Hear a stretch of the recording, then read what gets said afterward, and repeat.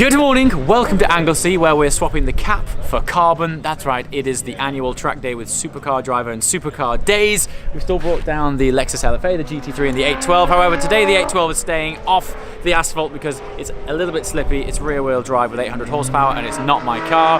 LFA, we're going to take it on steady later on. There's no point in flying a car all the way over from Dubai to drive one of the UK's most iconic circuits without taking on the LFA. So we are taking it on, but today's all about the GT3. We've got fresh Michelin Cup 2s on there. The weather, despite the fact that I bring the bad luck with me, we've got a breeze, we're on the coast, it's gonna blow this mist away, the blue sky is gonna come out, we're gonna heat up the asphalt, and we're gonna take you guys along for the very first drive at Anglesey in the new GT3.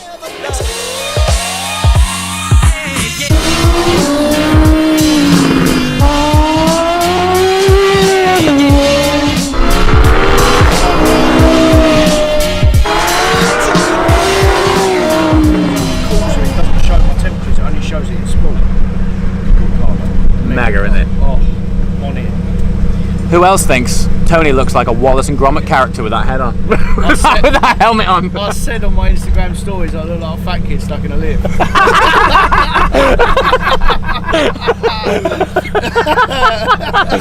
Oh, mega. Comedy right here. Right, let him check his pressures or else he'll end up in the sea. Literally, the ocean is the other side of that fence.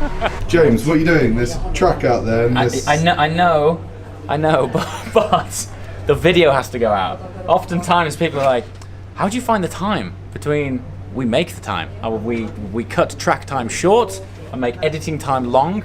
This is the video going out. I'm gonna try. Miraculously, we are literally on the edge of Anglesey, about to fall into the ocean, and they have almost 20 megabyte per second upload here, which is great news. But this is what happens, man. We cut the good times short so we can supply your eyeballs with this feast. This is the first drive of the 812 Superfast in the UK through incredible Welsh countryside. So if you're watching this one and you haven't seen that one, link below.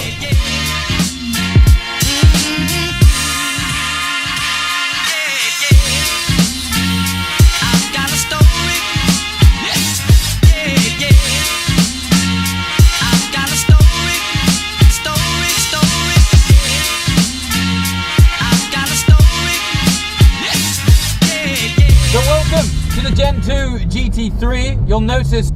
2 GT3, you'll notice something new, two things new.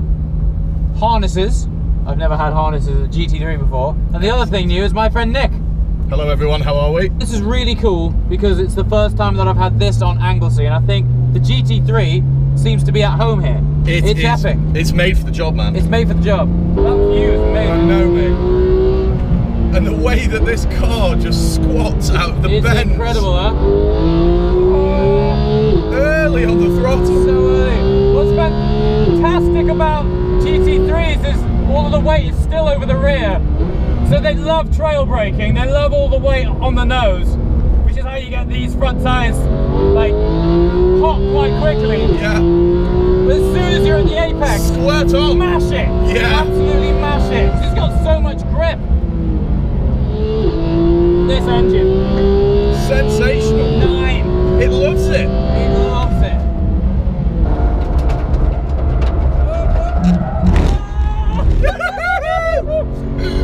That's what we like. Unreal. Do you know, the transition between the brake and the throttle when you left foot is so much smoother. You can see how the bleed off just howls. So much better. Yeah. When it's empty. Oh, mate. What? Oh, what was that? What? That was so good.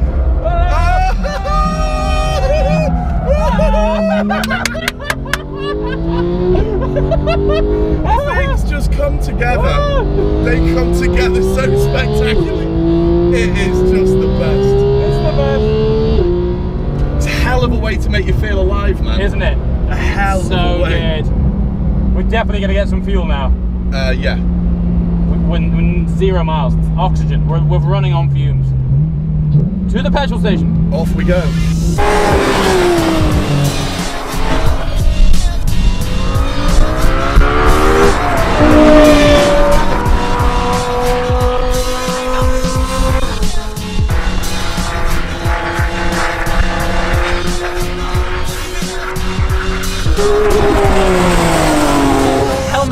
becoming a regular occurrence on this channel. If you see me wearing a hat, it's to hide the bonds. So, as you've seen, I think that was the culmination of why cars are so enjoyable. Did you see the giggle on our faces when that car let go and we were opposite locked? Like, as soon as you straightened it up and then shot past off the apex, we were both just like, ah, like screaming like girls. GT3 is holding up fantastically well.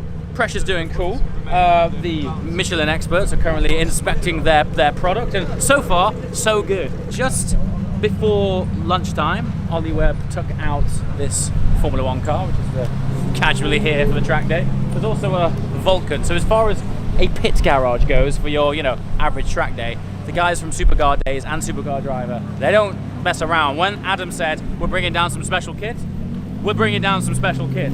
GT3s seem to be the staple. Every track day I go to, I seem to keep seeing more GT3s. It's funny because on the one hand, just generally in the UK they're quite rare until you get to a track day. But what's really nice about that is you get to see that the majority of people buying GT3s really do use them. I think there's 6 here, and every one of them, they are on it every time the track's open.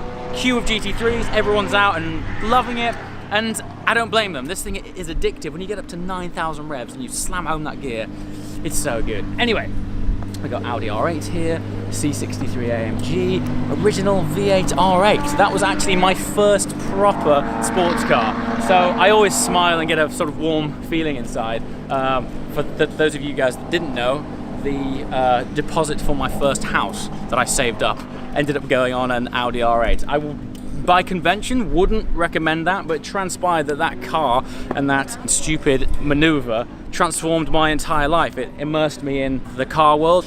Myself and Nick took my first R8 on a road trip where I ultimately ended up meeting the girl that became my wife. So it changed my life entirely. If you're saving up for a house, don't do it. I'm just giving you my backstory. But unfortunately, I've got to get the Ferrari 812 Superfast back home in time for Ferrari to collect it, which is a real shame. However, there is a TDF that we can share with you soon, so stay tuned.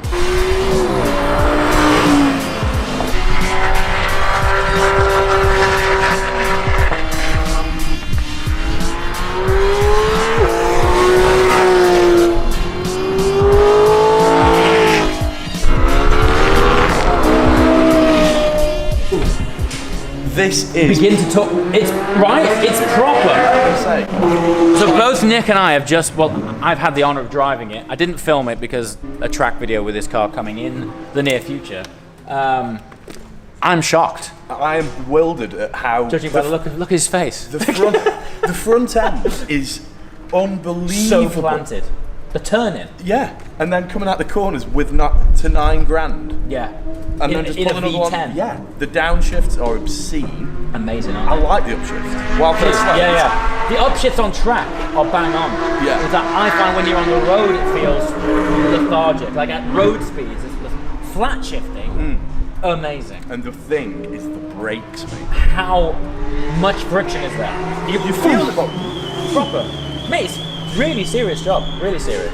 I'm so impressed. I know, right? Get one, buy one, everyone buy one. LFAs for everyone. Anyway, on that note, come outside here. We are now approaching the end of our day here at Anglesey. Massive thank you to Supercar Driver and Supercar Days. But before we end, there is that big yellow glowing orb behind the GT3, and quite rightly, some of you guys have been asking, now you've got the TDF, is the 812 still on order? Yes, it is. It's still a 2019 car. It's still on its way. When I first started the sort of journey of speccing the 812, I did say right there and then that the chances are we've got such a long lifespan until that car comes that I'm probably going to change my mind on all sorts of variables, since the first day of seeing it. And as it happens, we've had lots of different spec options and ideas. I asked you guys who have been invaluable in coming up with crazy concoctions and color combos of things that I would have never dreamt of. However, living with this yellow car for the last 4 days, I'm really warming to it. When I first saw it roll off the truck, I just thought that spec is incredible. I might be leaning towards, therefore, a more pearlescent, like a triple layer yellow paint, yellow on the 812. Let me know what you think below, and as always, go onto the Ferrari configurator online and configure away. If you have any more wacky ideas, send me the stuff, send me the links on Twitter, send me screenshots on Instagram, be sure to tag me so I see it. As always, thanks for watching. I shall see you next time. Ciao.